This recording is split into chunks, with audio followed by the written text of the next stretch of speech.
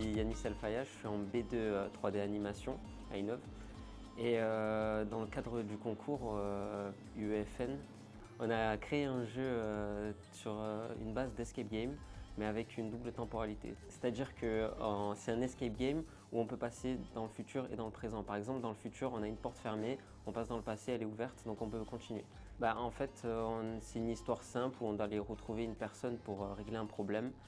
En fait, toutes les quêtes vont nous amener à switcher entre les deux temporalités. Oui, c'est plusieurs quêtes, c'est une suite de quêtes pour avancer au fur et à mesure dans la ville et retrouver cette personne pour la fin du jeu. Alors, futur, c'est plus quelque chose un univers très inspiré cyberpunk.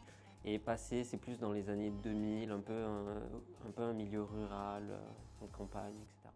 Alors moi c'est Antoine Pupier, je suis aussi en 3D B2 et on a voulu faire cette idée d'escape game parce que c'est l'un des jeux les plus joués sur Fortnite. Donc pour plus aussi un côté monétisation, donc le jeu est plus joué, plus d'heures dessus, peut-être avoir un système de rémunération derrière et du coup on a voulu faire cet échange passé-futur avec l'idée de base avec la téléportation. Donc on a préféré faire un changement d'époque aussi rude, donc vraiment futur et un passé lointain pour qu'on puisse vraiment voir le changement. En fait, juste on voulait être dans le thème et on voulait faire un style de jeu qui est très populaire, donc il fallait se démarquer, il fallait une mécanique un peu innovante. On a d'abord commencé le système de téléportation, donc avec le système de faille qui est déjà disponible sur Fortnite.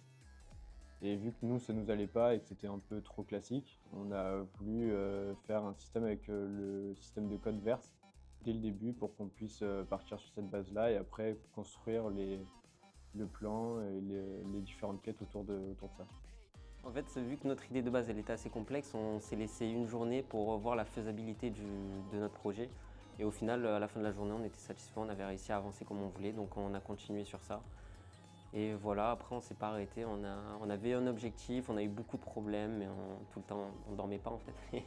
Mais au moins on est sélectionné, c'est ce qu'on voulait. Donc,